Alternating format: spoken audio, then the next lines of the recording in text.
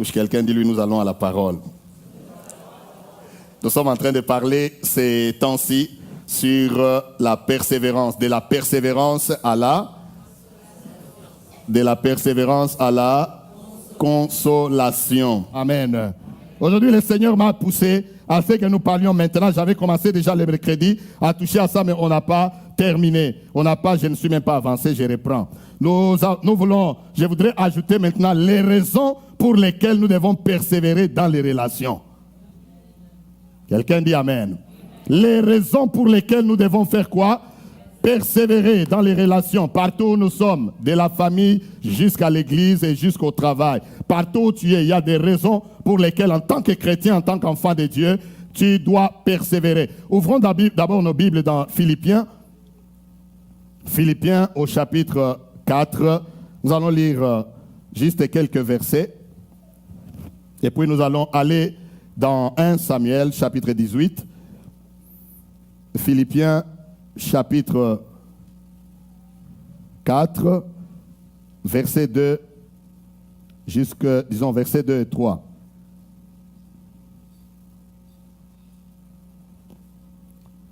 Vous avez trouvé le texte?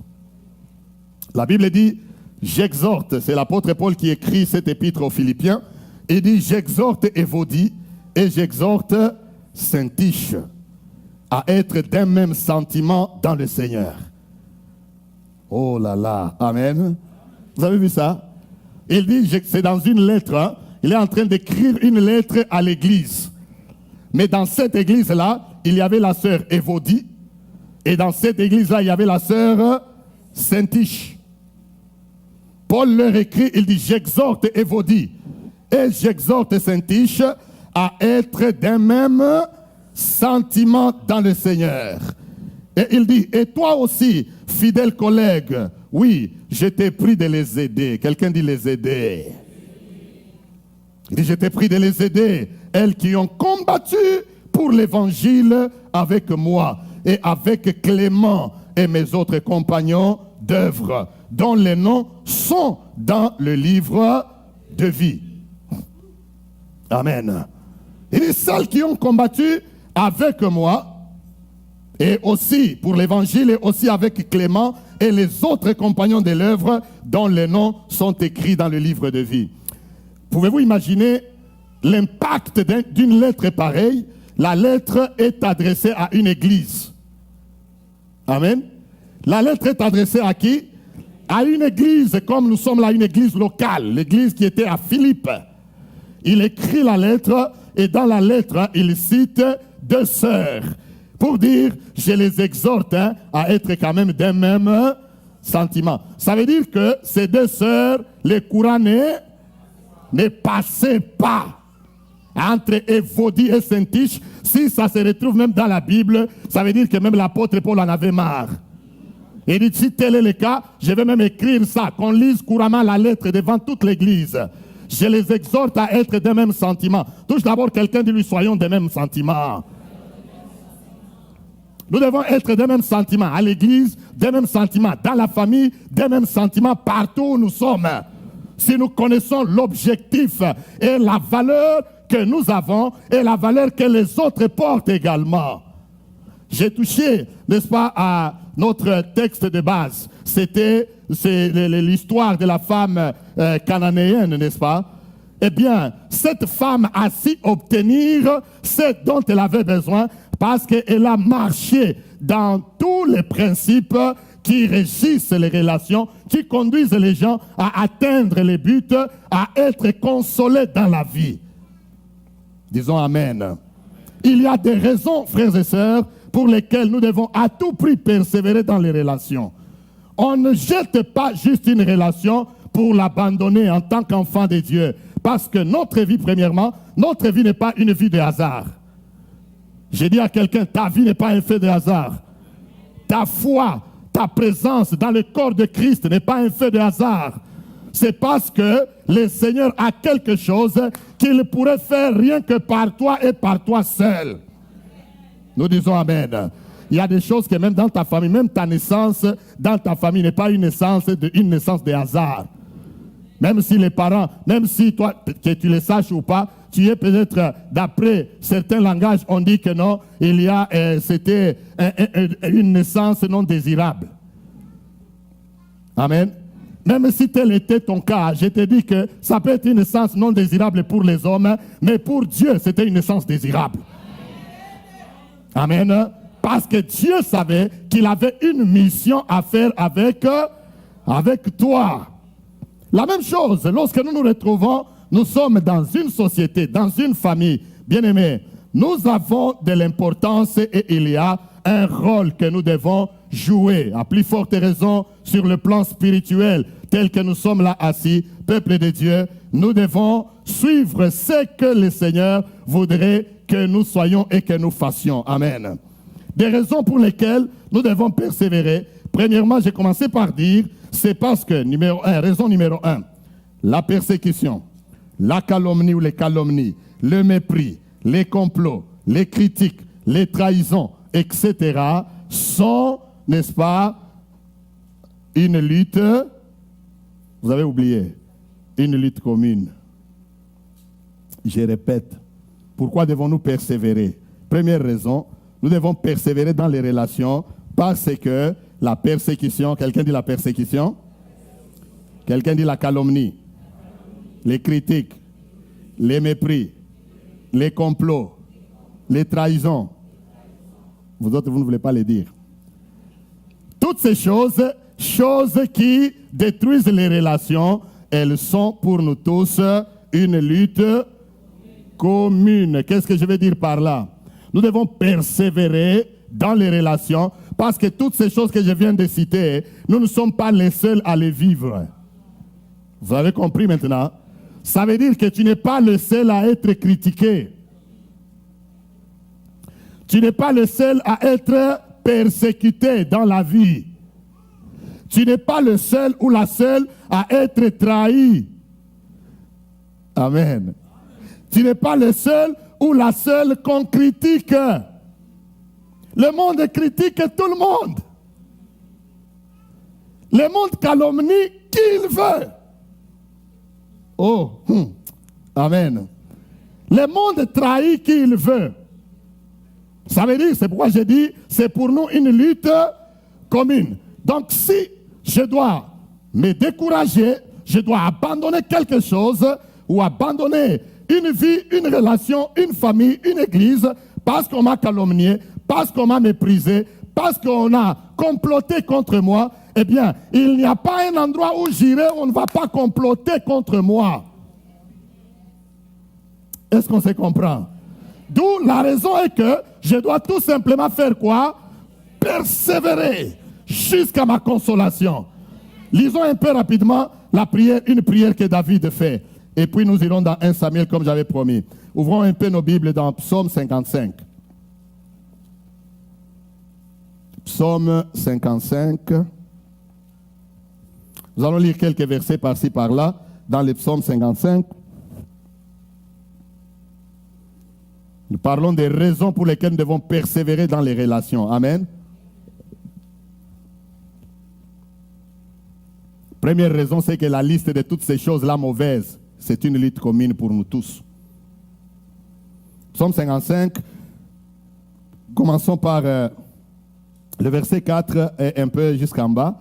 À cause de la voix de l'ennemi et de l'oppression du méchant, car, il dit au verset 3, il dit, écoute-moi et réponds-moi, j'erre ça et là, dans mon chagrin, et je m'agite. C'est David, hein?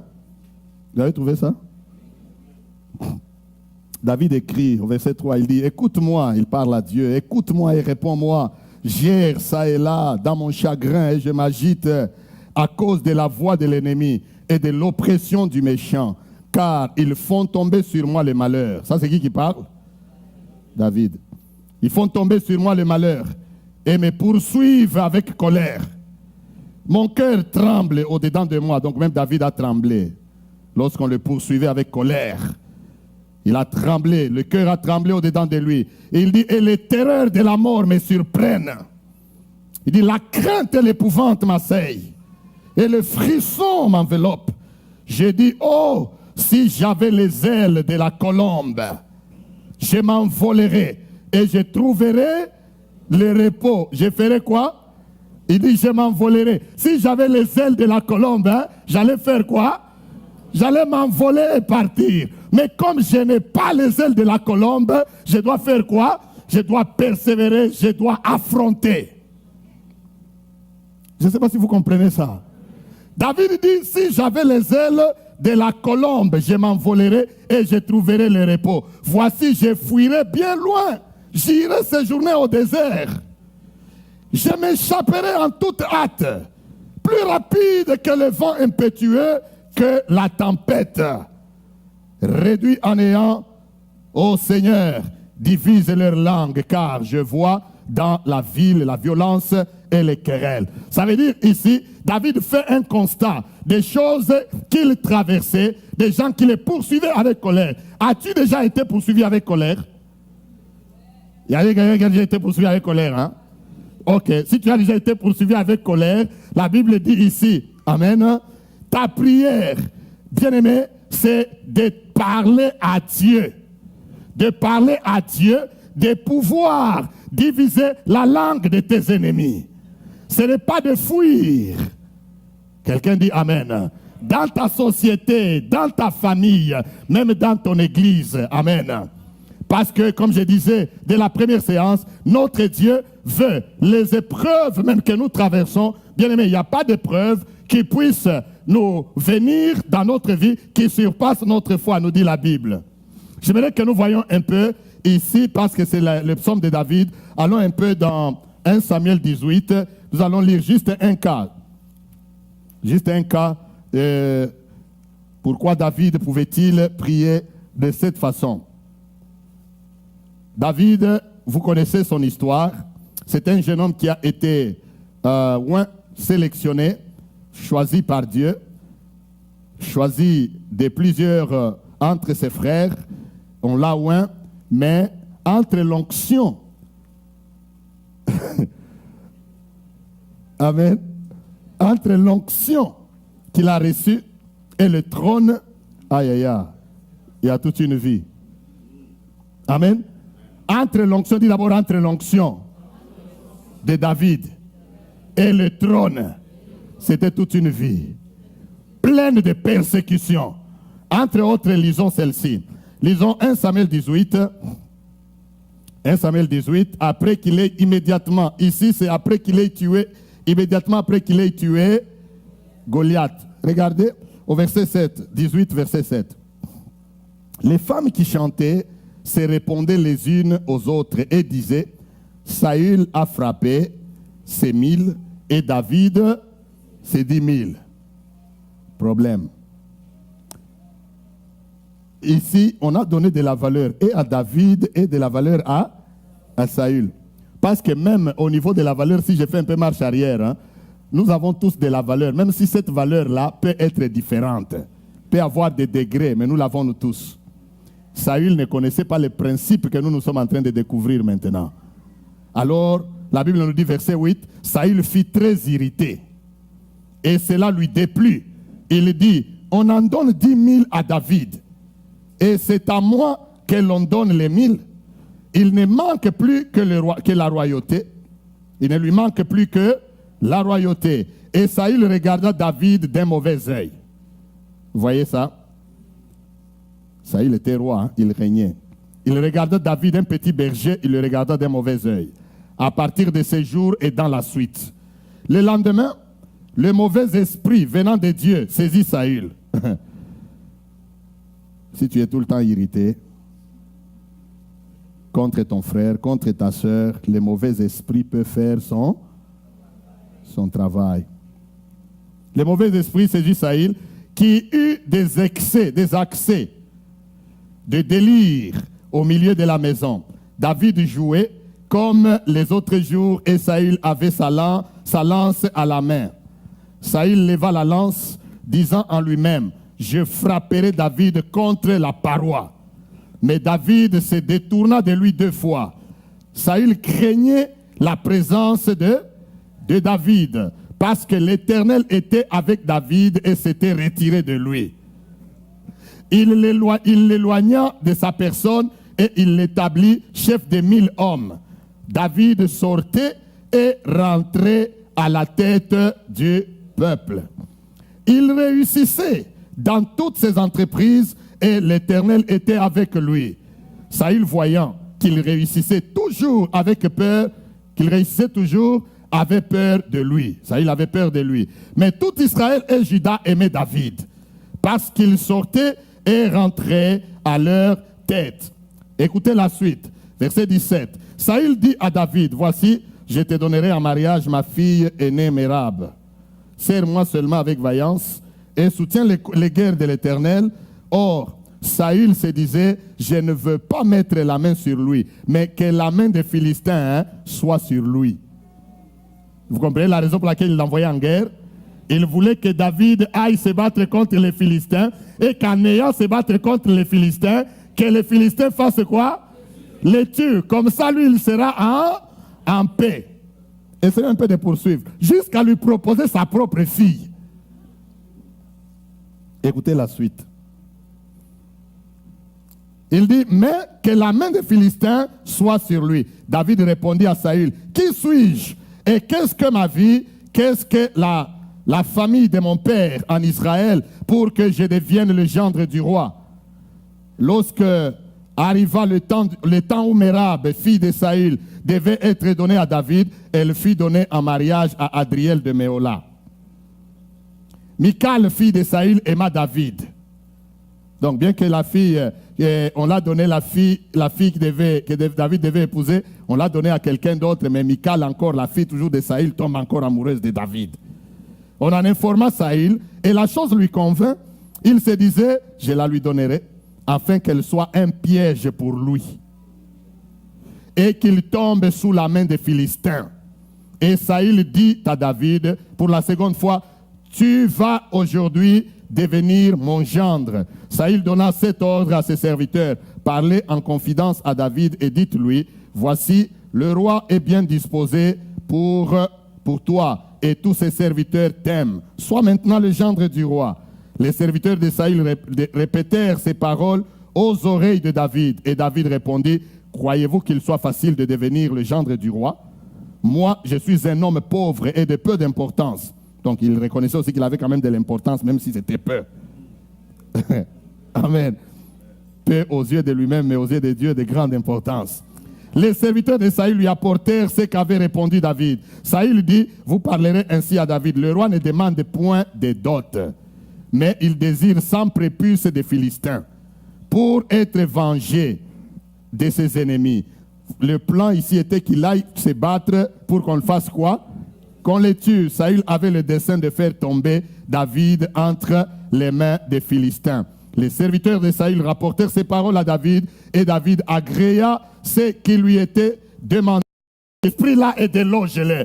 Dieu donne toujours la victoire à ceux qui sont droits et justes, comme à David. Alléluia. Soyons un peuple droit et juste devant Dieu et devant les hommes. Là, Dieu nous donnera de la victoire. Mais si tu luttes dans l'injustice comme Saül, vous voyez, Saül maintenant a plus de problèmes que David. Et disons Amen. Saül a plus de problèmes que David. Maintenant, c'est lui qui commence à trouver les maris pour ses filles. Un grand problème, ça, pour un père. Je ne sais pas si vous voyez ça. Vous n'avez pas vu ça? C'est Saül qui commence à trouver les... Saül commence à trouver les maris pour ses filles. Ça veut dire, en d'autres termes, il commence à utiliser ses filles comme des armes pour détruire ses ennemis. Égoïsme. Amen. Il commence à dire, tu es d'abord Mérab. Il trouve Mérab, il dit, Mérab, c'est bien si elle épouse David. Comme ça, je vais bien la manipuler pour qu'elle aille et que David soit tué. Mais Dieu a déjoué les choses. Mérab a été pris par quelqu'un d'autre. Mais ce n'est pas fini. Saül avait encore une deuxième fille, Michal. Elle aussi, comme problématique, elle tombe encore amoureuse de David. Amen. Elle tombe amoureuse de David. Eh bien, Saül dit, David n'en voulait pas. Il dit, ce n'est pas facile d'être gendre du roi. Ne prenez pas ça que c'est une chose facile, être gendre du roi. Parce qu'il connaissait déjà les cœurs de qui? de Saül, du roi. Vous voyez maintenant, il lui demande 100 prépuces. Pour ceux qui ne comprennent pas, les prépuces, ça veut dire que David va aller tuer les Philistins, incirconcis, il les circoncis et il amène leur peau de la circoncision. Vous voyez maintenant, hein? C'est certain, c'est pas la question, c'est quoi 100 prépuces ou 200 prépuces? Ça veut dire 200 prépuces représentent 200 Philistins tués et circoncis à leur mort. Quelle tâche difficile. Quand David pense à toutes ces choses, eh bien, il dit, si j'avais même les ailes, pour faire quoi? Pour m'envoler. Mais comme je n'en ai pas, Dieu nous a fait sans ailes, parce qu'il sait que nous devons rester là où nous sommes et affronter jusqu'à notre consolation qui arrive et qui arrive certainement. Quelqu'un dit Amen. Touche quelqu'un de lui, ta consolation arrive, ta consolation arrive. Ta consolation arrive. C'est pourquoi nous disons, sachons cela, les luttes, les calomnies, les critiques. Si on te critique, tu n'es pas la première à être critiquée. Ne sois pas agité. Amen. Si on te calomnie, ne sois pas agité, frère. Si on te trahit, ne sois pas agité. Reste tranquille. Tu lui dis, c'est monnaie courante, c'est une lutte pour nous tous. On me critique, on me calomnie. Je dis gloire à Dieu, que Dieu leur accorde la grâce. Qu'ils voient les choses comme nous les voyons. Imaginez si nous devons dans ce monde circuler pour savoir partout où on m'a critiqué. Pour savoir partout où l'on parle mal de moi. Vous savez, il y a des gens comme ça qui perdent leur temps. Hein? Amen. Ah, parlons-en. Touche d'abord quelqu'un de lui, parlons-en un peu. Qu'on en parle un peu, non? Qui n'a jamais été critiqué ici? Qui n'a jamais été calomnié? Qui n'a jamais été trahi? Amen. Qui n'a jamais été méprisé? Surtout les mépris. Il y a des gens même qui sont spécialistes dans le regard. Tu regardes seulement, tu comprends. C'est vrai, non? Partout, dans la famille, comme dans l'église, comme au travail, partout. Il y a des gens qui te regardent seulement, tu te sens, hein? Tu ne sens rien. Mais maintenant que nous avons appris ces choses, partout où nous arrivons, même si tu me regardes, je suis comme je suis là. Je ne vais rien changer. Nous arrivons dans des endroits. C'est moi, nous qui avons compris ces choses, hein, nous habiller, rouler dans des choses, mais je ne sais pas. L'apparence ne nous dit plus rien. J'arrive, je suis cool. Amen. J'arrive à des endroits, je suis cool. Que vous soyez habillés de n'importe comment, de l'or jusque de la tête jusqu'aux pieds. C'est pour vous. Disons Amen. Le diable est un menteur. Parce qu'il retourne le regard des enfants de Dieu. Au lieu de regarder à ce qui est important et précieux, il commence à regarder aux futilités. Hey. Amen. On commence à regarder aux futilités. La Bible nous dit, nous marchons par la foi et non par la vue. Nous ne marchons pas par la vue. Ne passe pas toute ta vie à chercher seulement à apparaître, à te battre pour l'apparence. Aujourd'hui, tu as ce look, le lendemain, tu as celui avec celui-ci, on n'a rien dit. Ok, attends, le dimanche prochain. Tu amènes un autre, on ne dit rien. Et finalement, on dira toujours, hein, rien. Sois simple, sois bien. Tu risques d'aller t'endetter, parce que tu ne veux pas qu'on dise du mal de toi. Les gens peuvent toujours dire ce qu'ils veulent. Tu t'habilles bien, ils parlent. Tu ne t'habilles pas bien, ils parlent. Tu achètes une grande maison, ils parlent. Tu n'as pas une grande maison, tu prends le titre ici, ils parlent. Tu prends ta voiture Mercedes, ils parlent. Ils parleront toujours. Que cela ne soit pas une distraction pour ta vie. Touche d'abord quelqu'un de lui, sachant vivre dans la société. Je ne peux ni fermer la bouche de quelqu'un et je ne peux ni mettre les ailes sur mes épaules pour m'envoler. Mais je sais faire la volonté de Dieu. Alléluia. Je sais faire la volonté de Dieu. Je prends à la faire chaque instant de ma vie.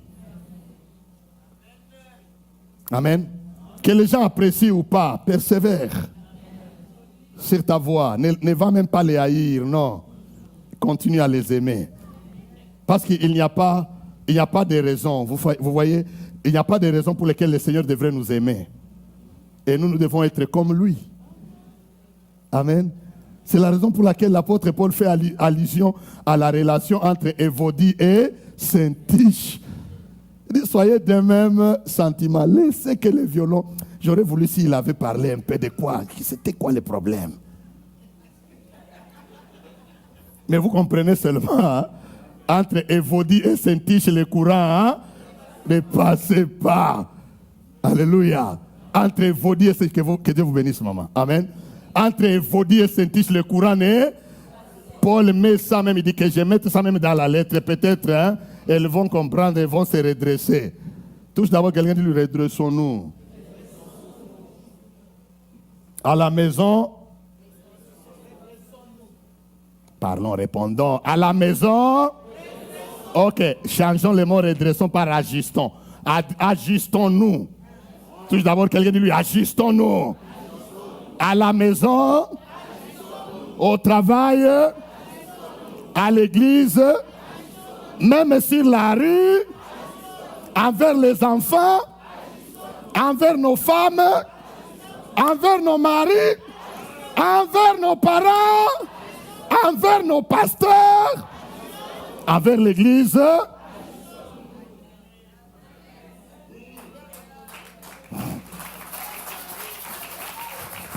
Ajustons-nous. Amen. C'est la première raison pour laquelle nous devons persévérer dans les relations. C'est une lutte commune. Laissez-moi m'arrêter seulement à ceci. Il y a d'autres raisons, mais rien ne sert de courir. Le Saint-Esprit veut que je dise beaucoup de choses ici. Amen. Pourquoi je dis que c'est une lutte commune? Nous avons vu le cas de David, n'est-ce pas? Regardez un peu le cas même de quelqu'un comme Moïse. Vraiment, est-ce que si quelqu'un a le droit chemin, il peut critiquer quelqu'un comme Moïse? Non, nous parlons normalement. Quelqu'un comme Moïse, dis d'abord Moïse. Quelqu'un comme Moïse, vraiment murmurer contre lui ou le critiquer. Vous savez, Moïse était là, l'assemblée le critique et murmure contre lui par rapport aux choses spirituelles. Mais même sa famille, sa propre sœur, Myriam, qu'il avait ramassée quand il était bébé. Non, qu'il avait protégé plutôt quand il était bébé. Elle a joué une bonne carte pour que Moïse soit élevé dans la maison de Pharaon. Gloire à Dieu. Elle a fait une bonne action. Grande sœur, super. Amen. Mais maintenant, on évolue. Dieu lui a fait aussi grâce. Elle a aussi un don. Elle est prophétesse et elle sait chanter. Amen. Elle sait chanter. Et voilà. Maintenant, Moïse, ils ont grandi tous, c'est des grandes personnes. Moïse s'est marié à une Africaine. Amen. Une Éthiopienne. Notre sœur africaine. Problème, dans l'assemblée, les gens disent, est-ce que Moïse lui pense que Dieu parle seulement à lui? Nous aussi, Dieu nous parle, non? Dans la famille, eh bien, on commence à parler par rapport à sa femme. La Bible ne nous dit pas pourquoi il parlait. Il dit seulement parce que Moïse avait épousé une femme africaine. Un point, un trait. Peut-être c'était aussi Myriam était devenue Évodie. Et la femme était devenue Syntyche. Les courants ne se passaient pas. Ne devenaient jamais rivaux ou rivales. Amen. Pour vous battre. Non. Alors ils se sont chamaillés jusqu'à ce que Dieu lui-même est intervenu. Myriam fut frappée de la lèpre parce qu'il a parlé mal contre Moïse, son serviteur. Mais ce que j'apprécie, nous n'avons pas le temps de lire, ce que j'apprécie est que Moïse, malgré cela, le pauvre, il est allé encore intercéder, pleurer devant Dieu, Seigneur, aie pitié d'elle. Amen. Quel cœur. Seigneur, aie pitié d'elle. Dieu lui a dit, elle va d'abord rester comme ça à l'écart. Parce qu'à l'époque, quand quelqu'un attrapait la lèpre, on le mettait à l'écart. Maintenant, imaginez Myriam mise à l'écart.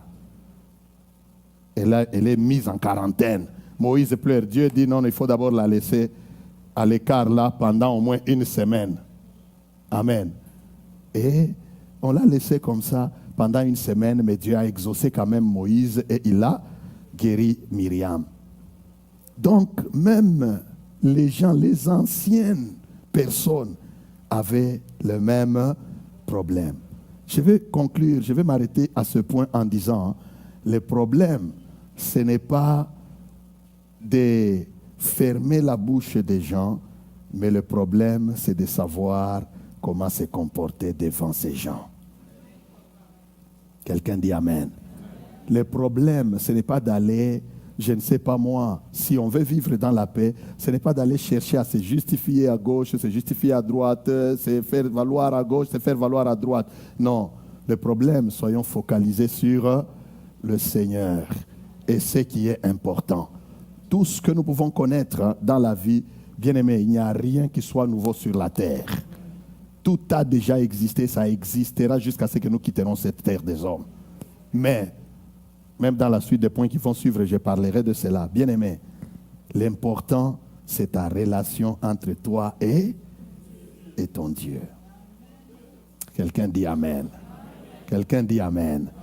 Première raison pour persévérer là où Dieu nous a mis, dans la société où nous sommes, c'est que toutes ces choses-là qui séparent les hommes, qui séparent les femmes, sont une lutte commune. Il n'y a personne qui ne puisse les rencontrer. Amen.